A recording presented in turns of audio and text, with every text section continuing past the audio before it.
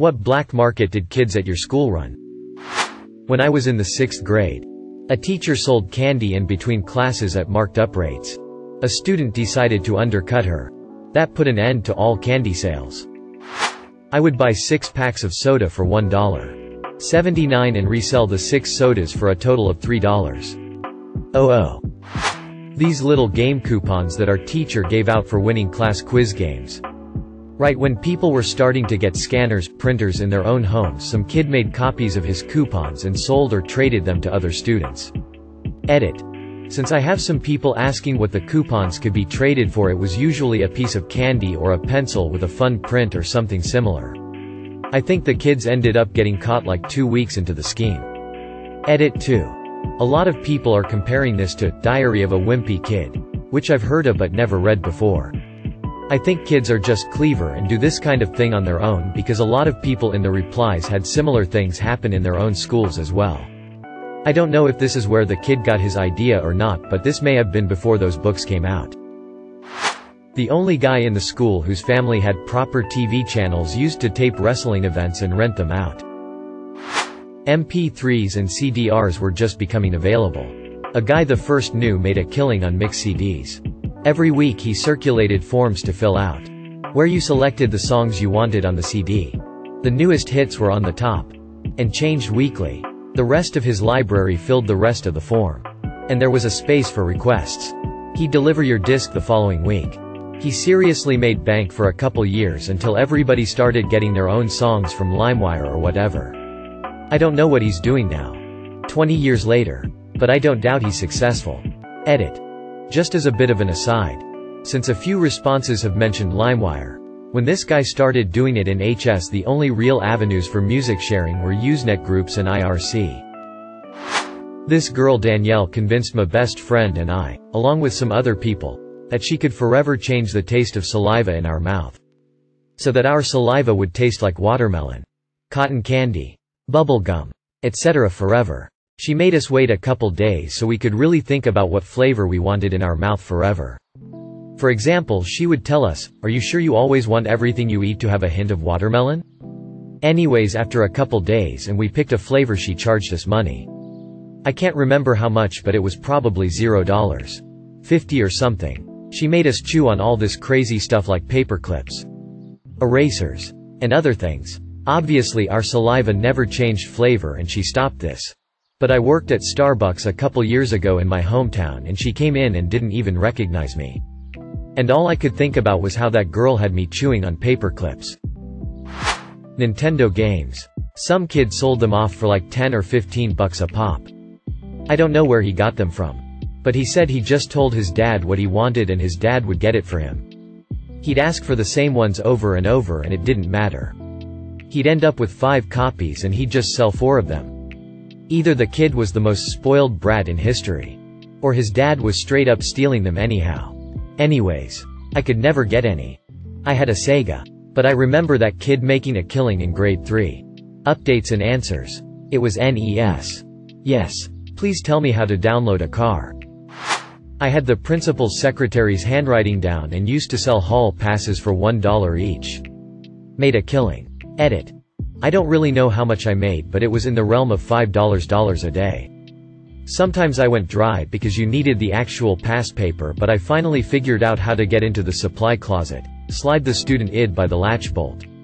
I only took a few pads at a time so they wouldn't get suspicious. Edit 2. I could also forge my mother's signature. Did it so well that when I brought in a note from her that she scribbled on the dash. They called her to confirm. Cuban sandwiches straight out a duffel bag before school. They were bomb. Cheap and way better than the lunch in the cafeteria. I went to a private high school with a strict dress code. Ties, belt, etc. So I bought a bunch of ties and belts from a thrift store and ran a lucrative rental business out of my locker. In high school, this guy sold socks in the hallways. Silly bands. I remember a kid made like $50 one day. Apple laptops in middle school. Some had iTunes. Some didn't. And the kids wanted it, so I apparently was the only one who knew how to transfer the installer with my USB. I put it on everyone's laptop for gifts, favors, etc. In return, Got caught by the sub that day. I told her it was my flash drive, I could do what I wanted with it. And that's how I got my second detention of my life. Edit. Gifts were typical middle schooler shit. Yu-Gi-Oh cards. Fruit snacks. Best food trades during lunch. Gain in popularity and hang out with the cool people. Obviously they were taking advantage of me, but I didn't mind. Banana chips were 25 cents in the vending machine in middle school. I always went to school early. So I always ended up buying all of them and selling them for 50 cents a bag. 2 years ago I was a sophomore in high school. And freshmen weren't allowed to go off campus, but everyone else was. So I'd take orders. Go to the local fast food shops. And get the goods. I'd up the price by about $2 and ended up making about $200 a month. Edit. $200 a month, folks. Not per year. Used to crush up warheads and mix them with sugar. Sold them by the straw with the ends melted. 50 a piece. I used to sell Coke, the drink, because they didn't allow fizzy drinks to be brought in. I was in elementary school when Pogs were big. Everyone had cool slammers and stuff, but I didn't have money for good ones. My dad made 1 out of 1/2 mild steel for me and used an engraving pen to make a simple pattern. Everyone was asking me where I got them from. I didn't want to lose my unfair edge, but I also knew I could make money. My dad had a big sheet of this 1/2 steel. I told them I was the only one who could get them. I sold them for $15 a pop. My dad kept 10, I got 5. And that's when I learned what overhead was. Edit. First silver. Neato. Thanks. Locker accessories such as carpets and magnets. At my school they took all sweets out of the vending machines and replaced them with healthy snacks. In the local town there was a sweet shop where you could buy a kilo of mixed sweets for £5. So every week I would go there and buy 1 pound of small paper bags and spend the Sunday night before school repackaging them all ready for the week ahead. Come Monday I would go into school and load my bag up every day selling the bags for 50p. I lived in an area with a lot of retiree-age people. A lot of which ended up raising their grandchildren. It really isn't a good area. Being older and from a rural area, they still don't trust online sites like eBay or Amazon, so I started ordering people things from those sites for actual money and added a charge for me to be making money off of it. It eventually got shut down because I got someone a USB in the shape of a pistol. It was the size of a USB and clearly a USB, but it didn't matter. The principal actually got the police involved to try to get me in real trouble. It's not anything bad. But we had a black market for food and another for birth control pills. I have family in NY and would go visit a couple times a year back in high school. Every once in a while we'd visit Chinatown in NYC and I'd end up buying $100s worth of fake watches, Rolex, Tag, Gucci, etc. Return to school and sell them for double than what I paid for them. Cinnamon toothpicks were all the rage in grammar school. The location of forest porn. Marbles were big at my primary school. Real big. It got to the stage where they were only allowed for 3 months a year as we would no longer discuss anything but the game we had or the make we wanted to pay for. That was marble season. Now you could buy a big bag of cat's eyes from the supermarket, but they wouldn't get you far. To play the high-stakes games, you needed a specked egg, a glitter bomb, a tidal wave or something exotic, but those suckers were pricey. Us poor kids couldn't afford those things, so we secretly gambled our marbles through the year, so when marble season opened, we had amassed enough marbles to really be ahead of the game. Being caught with marbles outside of marble season was bad. Real bad. One kid got 5 strokes of the cane. This being so, it was a big risk to hide in the shadows of the trees and sling those little glass balls about. Not only did it hone your skills for the season start, but you got good at taking the shot and then acting nonchalant. Marbles were currency. You could trade lunches with them or buy time on playground equipment. There was a good reason they banned marbles at my school. We turned it into some sort of mafia shit. My school used the metallic ends of pencils as a currency. Bronze was rarest, so it was the most expensive. Green was most common, so it was the least. We traded for erasers or pencil cases or a spot up in the 4 square line. Eventually got banned, but we still operated with people acting as banks to keep the currency hidden and to keep transactions hidden. I ran it for a few spare years in elementary. Books got banned in the classroom. Not blacklisted books, but literally books in general. They were far too distracting. Even though most kids read when done with work, etc. I started smuggling books to school and peddling them out to kids. It started out innocently. I had loads of Hank the Cowdog books that I was super into. And I hid them in my desk, and I loaned them to close friends when asked. But soon, the entire class knew, and that spread to the school. I became a full-time book smuggler. I had a system where there was a 2-week borrowing limit. Kept a log of who, what book, when. Ran a teensy little library for myself. Basically, and I made sure these kids were treating the books fairly. If anything came back damaged, they were banned from borrowing. Kept this up until middle school, which was considerably less totalitarian. Edits. Spelling. Sorry. Mobile. Edit 2. Thank you for the silver and gold. Holy crow. I'm about to hop off. But I'm glad some people got a genuine smile out of this. It's probably the only really interesting thing I've ever done. So this made my whole day. I hope everyone has a lovely one. Blow pops from Sam's Club. $0. 25 each. Must have made a killing as a 5th grader. During elementary school in the 80s, many candies weren't individually wrapped for resale in stores. Think Warheads, etc. I bought bulk packs of candy. Didn't matter what kind. Although atomic fireballs were my cash cow. I individually packed them. Or maybe a couple to a pack depending on the candy. I used those tiny Ziplocs you see people use for drugs. Being around adults a little devoid of scruples, I was able to get those in bulk from a local head shop called High on the Hill. It was a surreal time looking back. I was the only supplier for a year solid in 4th grade. I made so much bank for a 10-year-old it was insane. I would make $100 a week just off of atomic fireballs. The bulk jugs were about $5 or $6 each wholesale. And at a quarter each it worked out to about $60 a jug profit if I recall. Luckily school came easy to me because it was a full-time job keeping stock, packaging product, counting piles of change, budgeting, keeping a bank register. Mom got a separate account that I used for my money, dodging the man, etc. It was turbulent as I never really had a group of friends as a kid. But in the 4th grade one was the fucking man. Going from having no real good friends and having my time divided by either being picked on or ignored, to becoming the belle of the ball was surreal. Even at that time I was able to realize what was going on. Their smiles were all fake, their interest was not in me, but rather what was in my bag any given day. Girls were not saying hello because they were being polite, or even the least bit interested in talking to me. They were just waiting their turn for their fix. That denim bag got more attention than I ever dreamed of. I was just along for the ride. I had laid the groundwork and provided the blueprint. When the 5th grade started there was competition. But they were weak. They would always sell out. Or only buy enough to make a few bucks here and there. Largely selling lollipops or pre-packed stuff. Hershey's Kisses. Bit-O Honey or Tootsie Rolls. Whatever they could grab at the store before school. It was amateur hour. They had made a mockery of something I took seriously. As seriously as a 10-11-year-old can take something. I closed up shop pretty quickly after the school year began. The fast life and fast money was over. The excitement wasn't there. The smiles weren't as big. Kids came to me as a last resort. They bought the popular kids completely out before looking my way. It was like flipping a switch. My first day without the bag I had a few kids ask if I was holding.